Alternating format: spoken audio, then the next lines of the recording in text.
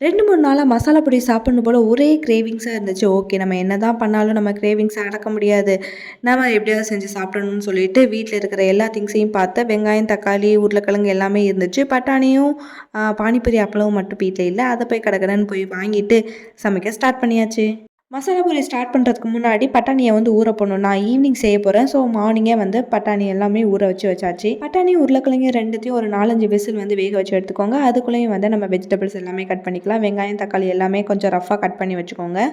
ஒரு சட்டியில் ஒரு கரண்டி எண்ணெய் ஊற்றிக்கோங்க. அது கூட கட் பண்ணி வச்சுருக்க வெங்காயம், தக்காளி, ஒரு பச்சை மிளகா வந்து போட்டுக்கோங்க. அது கூட ஒரு துண்டு இஞ்சி, 2 பல் பூண்டு போட்டு நல்லா வதக்கி ஆற வச்சு எடுத்துக்கோங்க. நல்லா ஆறுனதுக்கப்புறம் மிக்சியில் நல்லா பேஸ்ட் பண்ணி எடுத்துக்கோங்க. அதே சட்டியில அரை கரண்டி எண்ணெய் ஊத்தி நம்ம அரைச்சு வச்ச பேஸ்ட்ட வந்து போட்டு நல்லா வதக்கலாம். பச்சை ஸ்மெல் போறதாண்டி நல்லா வதக்கணும். அதுக்குள்ளேயும் வந்து நம்ம வேக வச்ச உருளைக்கிழங்கு, பட்டாணிய வந்து நல்லா மசிச்சு எடுத்துக்கலாம். நான் மேஷர் அப்படி இல்லைன்னா கரண்டிய வச்சு மசிச்சுக்கோங்க. இந்த மாரி நல்லா ஸ்மூத்தா மசிச்சதுக்கப்புறம், அதுலேருந்து வந்து கொஞ்சோண்டு பட்டாணிய மட்டும் எடுத்து வச்சுக்கோங்க. ஏன்னா 1, 2 மசிக்கணும். நான் வந்து கொஞ்சோண்டு பட்டாணிய எடுத்து வச்சுட்டு, மீதி எல்லாத்தையும் வந்து நல்லா மேஷ் பண்ணி எடுத்துக்கிட்டேன். இப்போ வந்து அந்த மசாலால பச்சை ஸ்மெல் எல்லாமே போயிடுச்சு. நம்ம மசாலாஸ்லாம் ஆட் பண்ணிக்கலாம். அரை கரண்டி மஞ்சள் தூள் ஆட் பண்ணிக்கோங்க. 1 1/2 கரண்டி வந்து வத்தப்பொடிய வந்து ஆட் பண்ணிக்கோங்க. காரம் வேணும்னா எக்ஸ்ட்ரா வந்து அரை கரண்டி வந்து ஆட் பண்ணிக்கலாம். நல்லா மிக்ஸ் பண்ணதுக்கப்புறம் நம்ம மசிச்சு வச்ச அந்த பட்டாணி, உருளைக்கிழங்கு எல்லாத்தையும் வந்து ஆட் பண்ணி நல்லா மிக்ஸ் பண்ணி எடுத்துக்கோங்க.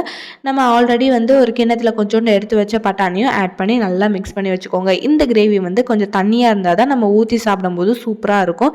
இப்போ வந்து கிரேவி ஆல்மோஸ்ட் ரெடி ஆயிடுச்சு. ஃபைனல் டச்சிங்கா வந்து கரம் மசாலா தூவி இறக்கிக்கோங்க. சூப்பரா இருக்கும். அது கூடவே ஒரு 4 to 5 drops of lemon juice வந்து போட்டுக்கோங்க. அப்படி இல்லைன்னா ஆம்ச்சூர் பவுடரும் போட்டுக்கலாம். நான் வந்து இன்னைக்கு லெமன் ஜூஸ் தான் ஆட் பண்ணேன். இதுவுமே டேஸ்ட்டு சூப்பரா தான் இருக்கும்.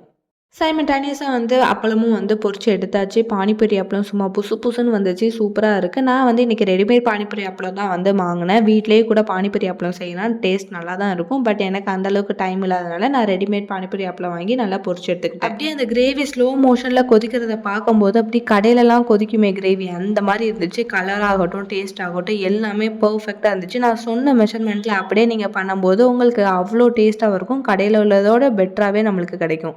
இப்போ வந்து அந்த பானிபூரிய வந்து நம்ம அசெம்பிள் பண்ண ஆரம்பிச்சிடலாம். நான் வந்து ஒரு பிளேட்டுக்கு 6 பூரிஸ் வந்து வச்சுருந்தேன். 6 பூரிஸை வந்து நல்லா க்ரஷ் பண்ணி வந்து எடுத்துக்கோங்க. இதுக்கு மேலே வந்து அப்படியே நம்ம மசாலாவை வந்து ஊற்றிக்கலாம். அதுக்கு மேலே வந்து அப்படியே குட்டி குட்டியாக நறுக்கின வெங்காயம் வந்து போட்டுக்கலாம். இந்த வெங்காயம் தான் இந்த சாட்டோட டேஸ்ட்டே வந்து இந்த வெங்காயம் தான் அவ்வளோ டேஸ்ட்டாக இருக்கும். அதுக்கு மேலே வந்து நம்ம துருவி வச்ச கேரட் வந்து போட்டுக்கலாம். அதுக்கு மேலே கொஞ்சோண்டு மல்லிச்செடி போட்டு நம்ம கார்ன் வந்து பொரிச்சு வச்சுருப்போம்.